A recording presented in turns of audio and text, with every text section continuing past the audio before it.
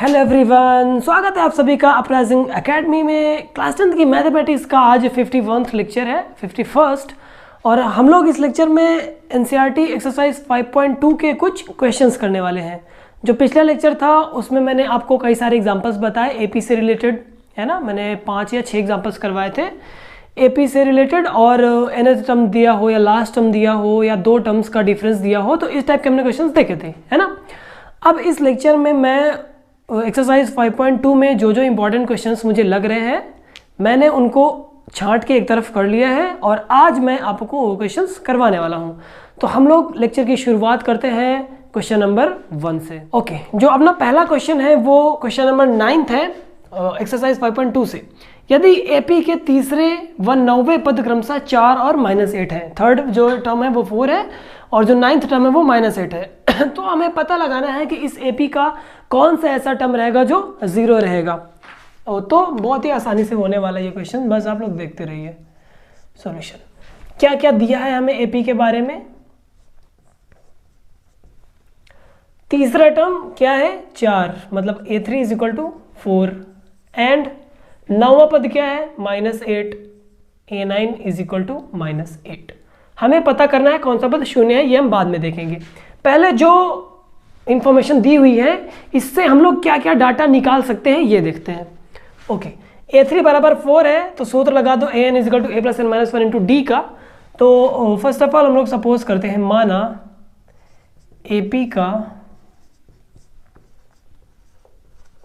प्रथम पद a तथा सर्वांतर d, कॉमन डिफरेंस और फर्स्ट टर्म हम लोग को कंसीडर कर लेना है पहले ही, है ना, ताकि फॉर्मूला लगा सकें। प्रथम पद a और सर्वांतर d है। अब इस फॉर्मूले में हम लोग देख लेते हैं, अतः a + 3 - 1 × d = 4 and a + 9 - 1 × d, and that will be, ये d है,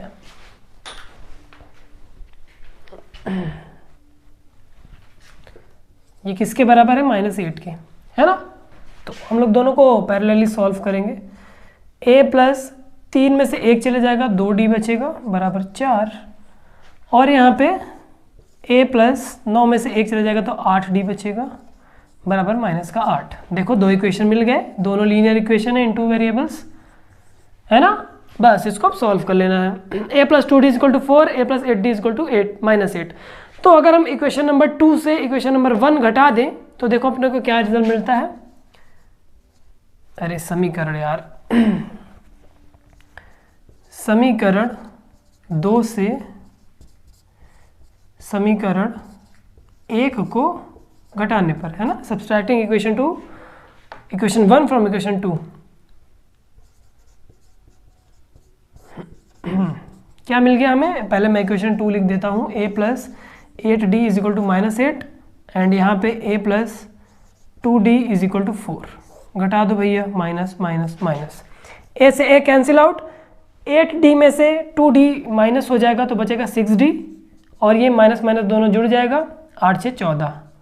तो यहाँ से d बराबर आ गया 8 4 12, सॉरी मैं 8 से 14 लिख दिया। यहाँ से d बराबर आ गया -12/6, दैट मीन्स d = -2। d की वैल्यू आपको -2 आ गई। ओके, अब हमें d बराबर -2 पता चल गया, तो इसमें रख के हम लोग a का मान निकाल सकते हैं, है ना। समीकरण 1 से, तो समीकरण 1 में हम लोग d की जगह -2 रख देंगे तो हमें क्या मिल जाएगा, a = 8 आ जाएगा। देखो सॉल्व करके देख लो, 2 × 2 = 4, माइनस का उधर पक्षांतर होगा तो प्लस का 4 हो जाएगा, प्लस का 4 प्लस का 4 8। हमें a भी मिल गया, हमें d भी मिल गया। अब हमें पूछ रहा है क्वेश्चन में कि कौन सा पद शून्य होगा। तो एक सपोजिशन कर लेते हैं हम लोग, माना जो AP है नहीं लिखना है मुझे, मैं बोल रहा हूं बस, माना AP का जो nवां पद है वो शून्य होगा, है ना। ये जो nवां पद कंसीडर करते हैं ना, बहुत हेल्प करता है ना, तो इसको याद रखना, शून्य होगा। तो इसका मतलब an = 0 होगा, है ना। और an का फॉर्मूला अपने पास क्या है, a + n minus 1 into D बराबर 0। ए की वैल्यू हमने निकाली 8 और n माइनस 1, डी की वैल्यू हमने निकाली -2 इक्वल 0। 8 को उधर ले जाओ, -8 हो जाएगा, तो n minus 1 multiplied by -2 is equal to -8। n minus 1, अब हम लोग 2 को भी उधर ले जाएंगे, तो -8 divided by -2, minus cancel out, 2 4 ज़ा 8, है ना। Okay, so this will imply n is equal to 4 + 1, that means n is equal to 5, है ना। इसको सॉल्व करने पे n बराबर 5 आ गया। अतः दी गई AP का जो शून्य वाला पद है वो कौन सा होगा, 5वां पद, है ना। अतः AP का 5वां पद शून्य होगा। बहुत इजी था। आई होप आप लोगों ने कर लिया होगा इसको पहले ही। स्टिल जो नए हैं उनके लिए तो बहुत हेल्पफुल होगा, है ना। 9th क्वेश्चन हम लोगों ने ऐसे कर लिया। अब हम लोग चलते हैं नेक्स्ट क्वेश्चन पे, क्वेश्चन नंबर 12।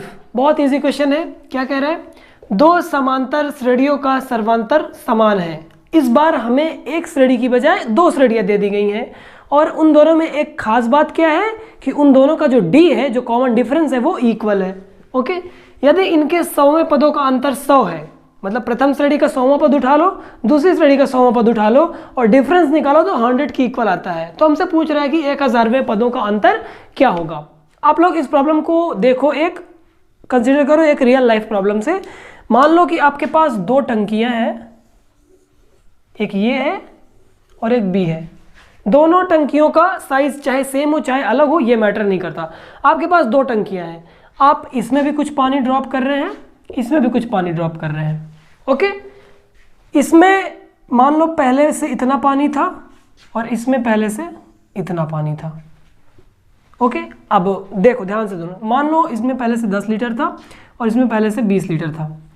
ओके, अब आप इस टंकी में जितना पानी ड्रॉप कर रहे हैं 1 मिनट में, इस टंकी में भी इतना पानी ड्रॉप कर रहे हैं 1 मिनट में। कैसे, मान लो आपने 5 लीटर प्रति मिनट पानी इसमें भी डाला और 5 लीटर प्रति मिनट पानी इसमें भी डाल रहे हैं। तो हमें अगर क्वेश्चन कर दिया जाए कि टंकियों में शुरुआती पानी का डिफरेंस और एक और जो क्या बोलते हैं 10 मिनट बाद पानी का डिफरेंस पता करना है, तो आप लोग कैसे निकालोगे। देखो, शुरुआत में इसमें 20 लीटर पानी है, इसमें 10 लीटर पानी है, तो डिफरेंस क्या आएगा, 20 - 10 बराबर 10 लीटर, है ना। शुरुआत में इतना आ गया। अब बोल रहा है 10 मीटर बाद इन दोनों में पानी का डिफरेंस हमें निकालना है, मतलब पानी का अंतर। तो 5 लीटर अगर 1 मिनट में आता है तो 10 मिनट में कितना आएगा, 50 लीटर। तो 10 मिनट बाद इस टंकी का आयतन कितना हो जाएगा, 10 + 50 जुड़ जाएगा ना, बराबर 60 लीटर। सिमिलरली 5 लीटर आता है अगर 1 मिनट में, तो 10 मिनट के बाद इसमें कितना और आ जाएगा, 50 लीटर। ये कितना हो जाएगा, 70। यहाँ 70 बन गया, यहाँ 60 बन गया। वापस से देखो 70 - 60 10 ही आ रहा है। तो मतलब अगर आप दोनों टंकियों में बराबर बराबर पानी डालते हैं और आपको किसी एक निश्चित समय बाद उन दोनों टंकियों में पानी का जो डिफरेंस निकालना है तो वो सेम आएगा। जस्ट लाइक ये भी एग्जाम्पल वैसा ही है। आपको दो श्रेणियां दी गई हैं, दोनों में आपको बराबर बराबर नंबर्स जोड़ते चले जाना है। तो आपने चाहे 100वें पद का अंतर देख लो, चाहे 1000वें पद का अंतर देख लो, चाहे 200वें, चाहे 2000वें, चाहे 3000वें, आपको हमेशा सेम नंबर मिलेगा।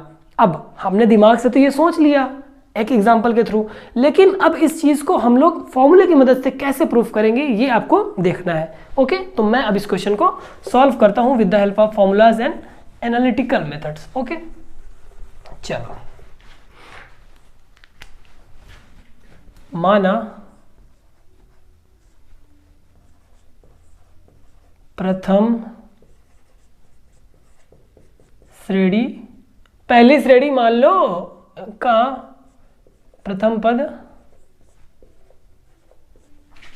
ए तथा सर्वांतर, दोनों जगह लग गया ना, डी है।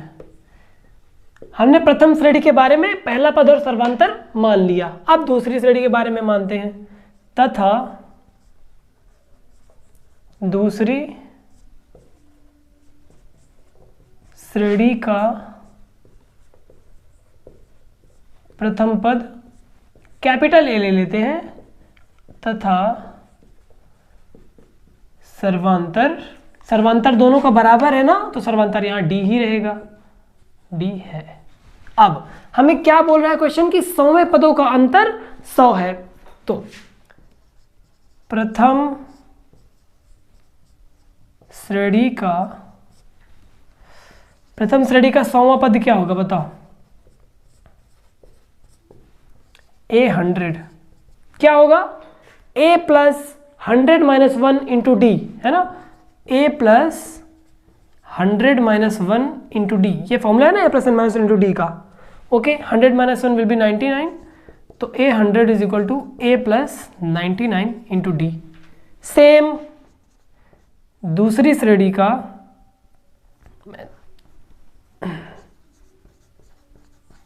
दूसरी श्रेणी का 100वां पद क्या होगा बताओ जल्दी? ये हमने कैपिटल ए माना है तो इसको हम लोग कैपिटल A100 से दिखाते हैं। कितना हो जाएगा? A plus n minus 1 that means 100 minus 1 into D, A plus 99 D. प्रथम श्रेणी का 100वां पद ये आ गया, द्वितीय श्रेणी का 100वां पद ये आ गया। इसका डिफरेंस हमें बता रहा है कि 100 है। चलो डिफरेंस देख लेते हैं।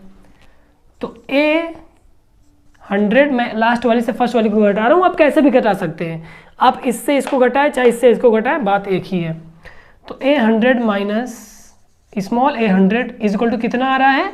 100 के बराबर। मैं ये बोर्ड डिवाइड कर दूं क्योंकि काम पड़ेगा। ओके, कैपिटल A100 की वैल्यू कितनी है? A प्लस 99D, और स्मॉल A100 की वैल्यू कितनी है?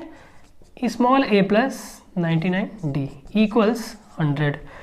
तो यहाँ से अगर हम इस माइनस को अंदर मल्टीप्लाई कर दें तो A plus 99D minus small a minus 99D equals 100। 99D cancel out, so this will imply a minus small a equals 100। Suppose it is equation number 1। हमने दोनों श्रेणियों के प्रथम पद को घटाया तो आंसर कितना आ गया? 100। 100वें पद का आंसर भी 100 आ रहा था, प्रथम पद का भी आंसर 100 आ रहा है ना, वही कंडीशन बन रही है। अब हमें इनके 1000वें पदों का अंतर ज्ञात करना है। पुनः श्रेणियों के पहले इनके 1000वें पद क्या होते हैं देखते हैं। 1000वें पद तो small a 1000 will be small a plus 1000 minus 1 into D, है ना, that will imply small a 1000 is equal to a plus ये 999 हो जाएगा d, है ना। सिमिलरली जो कैपिटल A 1000 होगा वो होगा कैपिटल A प्लस 999D, है ना। अब इतना आपको समझ आ गया होगा।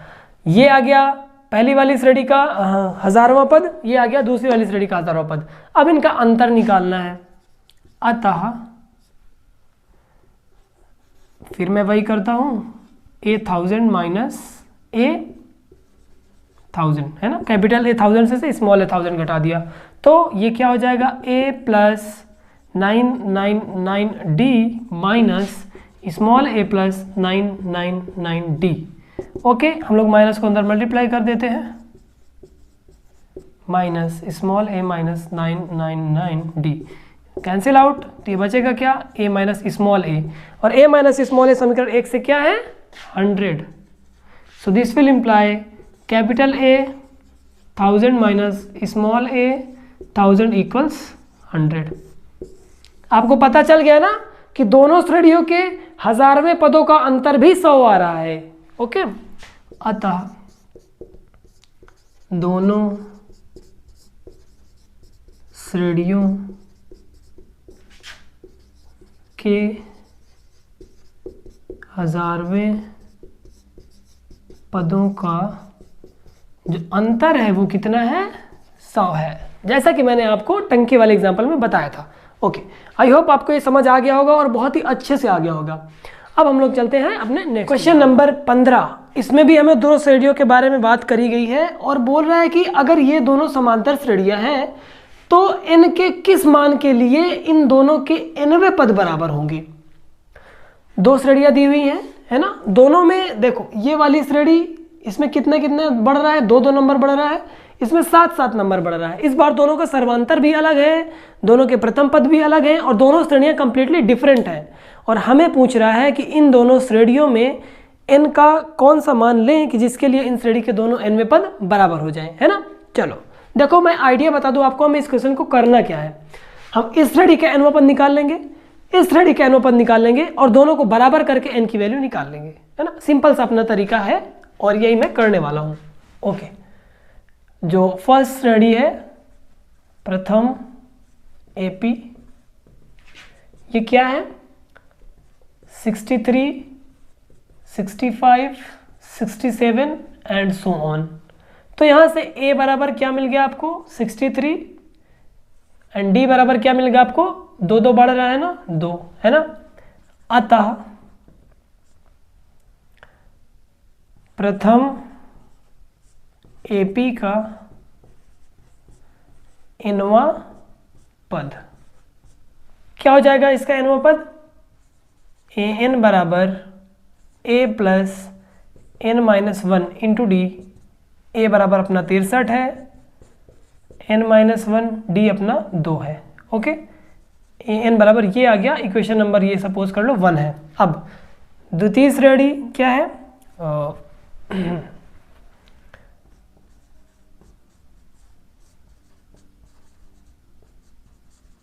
द्वितीय श्रेणी 3, 10, 17 एंड सो ऑन। तो यहाँ पे A क्या है 3 और D क्या है 10 में से 3 जा रहा है 7, 17 में से 10 जा रहे हैं 7, तो D अपना 7 है ना। यहाँ भी दोनों चीज़ें पता चल गई तो nth टर्म यहाँ भी निकाल सकते हैं। अतः द्वितीय श्रेणी का nth टर्म, अरे nवां पद, चलो इंग्लिश की आदत थोड़ी पड़ गई है, ये क्या हो जाएगा an बराबर a plus n-1 into D. a अपना है 3, n-1 d है अपना 7। ये हो गया इक्वेशन नंबर 2। यहाँ से एक समीकरण मिल गया, यहाँ से एक समीकरण मिल गया। अब पूछ रहा है कि n के कौन से मान के लिए ये an इस an के बराबर हो जाएगा, है ना। तब समीकरण 1 तथा 2 में an को बराबर करने पर देखो क्या मिलता है। मुझे इस श्रेणी के लिए दूसरा यूज़ करना चाहिए था तो ज़्यादा अच्छा था। खैर चलो, अब आप लोग को समझ आ ही गया होगा कि ये वाला जो an है ये प्रथम श्रेणी के लिए है, ये वाला जो an है ये द्वितीय श्रेणी के लिए है। तो हमें 63 प्लस n-1 इंटू 2 को किसके बराबर करना है 3 प्लस n-1 इंटू 7 के, है ना। ये दोनों चीज़ें हमें करनी है। ओके, अब हम लोग n वाले पदों को एक तरफ रख लेते हैं और अचर संख्याएं दूसरी तरफ भेज देते हैं।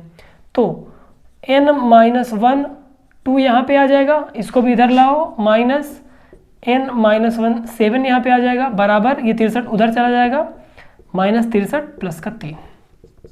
ओके, ओपन कर दो, यहाँ पे 2n-2 आ जाएगा, यहाँ पे भी ओपन कर दो, 7n प्लस 7 आ जाएगा, इक्वल्स ये माइनस का 60 आ गया, है ना। अब 7n यहाँ है माइनस का, 2n यहाँ है प्लस का, तो दोनों को सॉल्व करेंगे तो माइनस का 5n आ जाएगा और 7 में से 2 चलेगा 5 जो इधर रहेगा वो प्लस करेगा, हम लोग उसको उधर भेज देंगे, इक्वल्स माइनस 60 माइनस का 5 हो जाएगा, है ना। तो minus 5n is equal to minus 65। अब हम लोग इस माइनस 5 को उधर ले जाते हैं तो n is equal to minus 65 divided by minus 5, minus minus cancel out और 5 को जब 65 में टेबल पढ़ोगे तो 13 टाइम्स जाएगा, है ना, 13 बचे 65, तो n इज इक्वल टू 13, ये आंसर आ गया। तो लैंग्वेज में अगर लिखें तो अतः n बराबर 15 के लिए दोनों श्रेणियों के पद बराबर होंगे, है ना। 15वें पद दोनों के जो होंगे वो बराबर, अरे 13 है यार, मैं 15 क्यों लिख रहा हूँ। n बराबर 13 के लिए दोनों श्रेणियों के पद बराबर होंगे। ओके, ये हो गया अपना आंसर, है ना, सिंपल और इजी। तो ठीक है, ये अगर आपको समझ आ गया है तो हम लोग मूव ऑन करते हैं नेक्स्ट क्वेश्चन पे। नेक्स्ट अपना जो क्वेश्चन है वो 18वां क्वेश्चन है, काफ़ी इंटरेस्टिंग क्वेश्चन है, तो आप लोग ध्यान से देखिए इस क्वेश्चन को। किसी एपी के, मैंने 4 बार क्वेश्चन बोल दिया क्या खैर, किसी एपी के चौथे और 8वें पदों का योग 24 है। हमें एक एपी दी गई है जिसमें अगर हम 4th टर्म और 8th टर्म को जोड़ें तो 24 आता है, और 6वें और 10वें पदों का योग 44 है। तब हमें पूछ रहा है कि इस एपी के प्रथम 3 पद ज्ञात कीजिए। ओके, क्या क्या दिया हुआ है? 8वें पद और क्या बोलते हैं, चौथे और 8वें पद का योग 24 है, तो मतलब A4 प्लस A8 बराबर 24, पहली चीज दी हुई है। तो अब इसका सर्वांतर क्या बोलते हैं D है और प्रथम पद A है, ये तो मानने की जरूरत नहीं है ना, क्योंकि अब आपको पता चल गया है कि कोई भी श्रेणी अगर दी हुई हो तो हम उसका सर्वांतर A और उसका सर्वांतर D और प्रथम पद A मान लेते हैं फटाक से। ओके, तो ये इतना 24 के बराबर है। A4 बराबर क्या होगा, A plus 4 minus 1 into D, और A8 बराबर क्या होगा, A plus 8 minus 1 into D, that is equal to 24। दो रैखिक समीकरण बनेंगे, अभी से बता दे रहा हूँ। ये हो जाएगा A प्लस 3D, ये हो जाएगा A plus 7D equals 24। A में A जुड़ जाएगा 2A, 3D में 7A जुड़ेगा तो 10D इक्वल्स 24। 2 से डिवाइड कर दो, A plus 5D equals 12, equation number 1 है ना। पुनः और क्या क्या दिया हुआ है, 6वें और 10वें पद का योग 44 है। A6 plus A10 equals 44।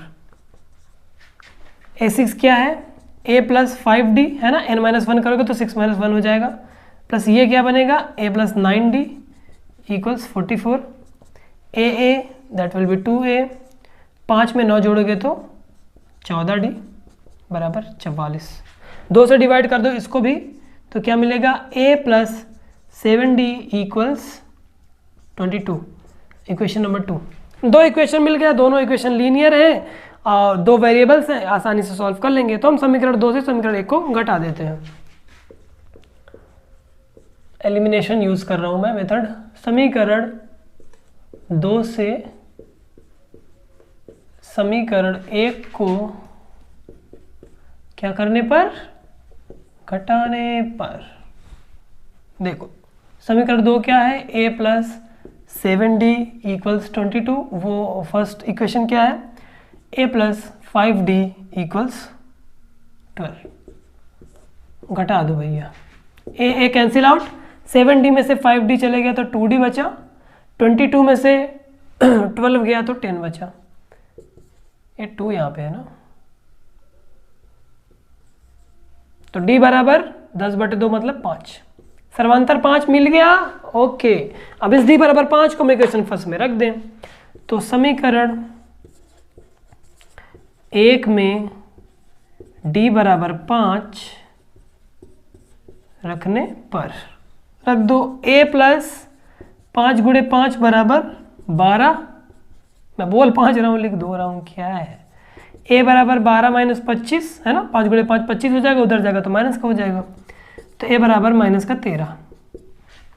पहला पद माइनस 13 आ गया, सर्वांतर 5 आ गया भैया।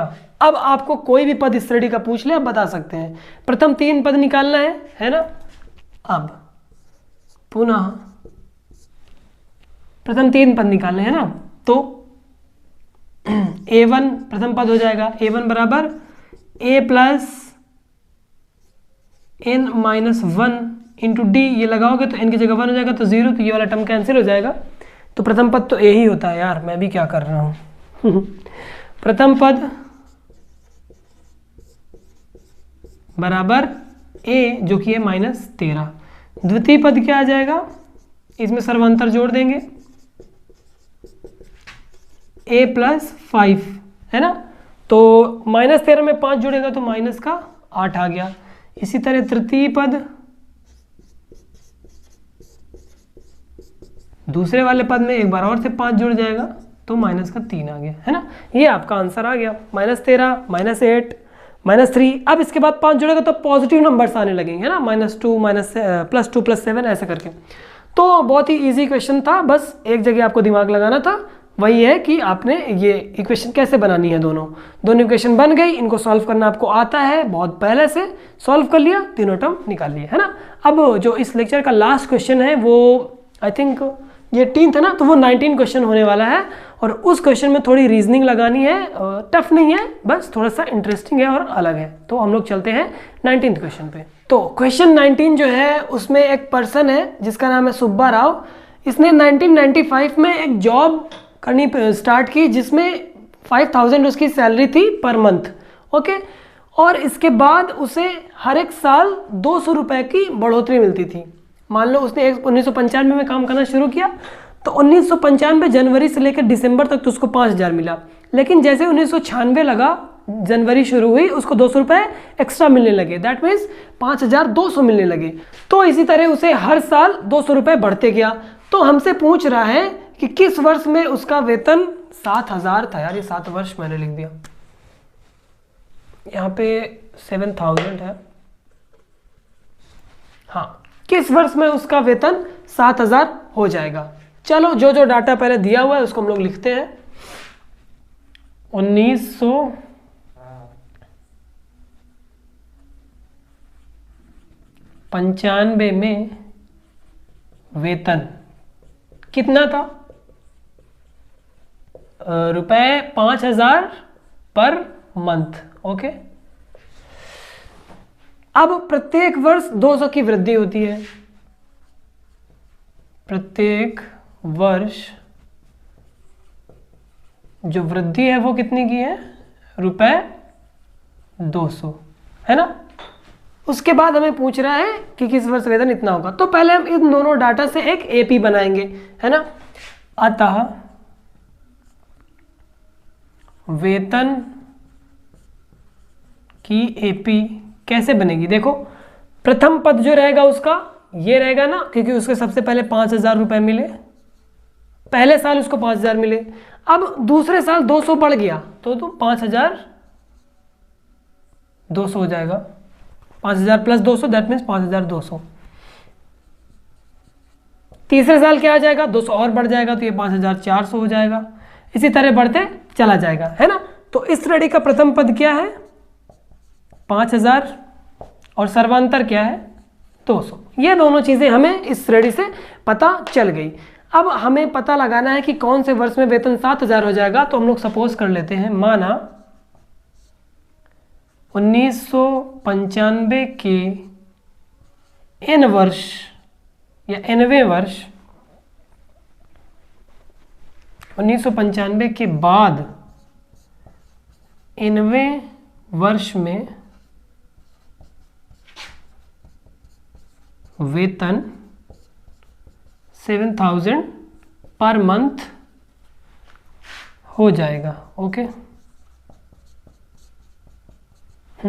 तो हमें इस n को फाइंड करना है।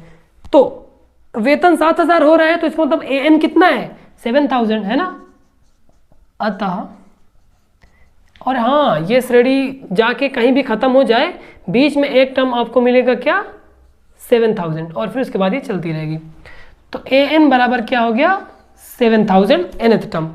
an की वैल्यू रख दो, an इक्वल टू क्या होता है, a plus n minus 1 into D equals 7000। इधर कर देता हूँ। अब a की वैल्यू 5000 प्लस n माइनस 1 हमें नहीं पता है, d है 200 और ये बराबर है 7000 के, ओके। 5000 को उधर ले जाओ, n माइनस 1 इंटू 200, 7000 में से 5000 घट जाएगा तो 2000 बचेगा, n माइनस 1 2000 बटे 200, 0 0 कैंसिल, 10 आ गया, तो n बराबर 11 आ गया, n बराबर 11 आ गया। अतः 1995 के बाद 11वें वर्ष में वेतन 7000 हो जाएगा, है ना। अतः 1995 के बाद 11वें वर्ष में वेतन 7000 हो गया। और ये अगर हमें पता लगाना है कि ये 11वां वर्ष है कौन सा वर्ष, जैसे 1995 है, 1996, 1997 है, तो कौन सा सन रहेगा जब 11वां वर्ष होगा। तो हम लोग 1995 में 11 साल जोड़ देते हैं, 5 1 6 0 0 2 है ना। तो दैट मीन्स आंसर क्या है, सन 2006 में उसका जो वेतन है वो 7000 हो गया। ओके, एक्सरसाइज 5.2 खत्म हो गई। कुछ और क्वेश्चंस हैं जो आप लोग, मुझे पता है आप लोग कर लोगे, अगर नहीं कर पाएंगे तो मैं हूँ ही, है ना, मुझसे पूछ लेना, मैं बता दूंगा कमेंट्स में। ओके, तो इस लेक्चर को हम लोग यहीं पे ख़त्म करते हैं। अगर क्वेश्चन आपके लिए हेल्पफुल रहे हैं, अगर लेक्चर आपको पसंद आया है तो लाइक करना मत भूलिए, और अगर पहले से नहीं किया है तो सब्सक्राइब करिए। हम लोग मिलेंगे अगले लेक्चर में जो कि 52वां लेक्चर है, 52nd। तो थैंक यू।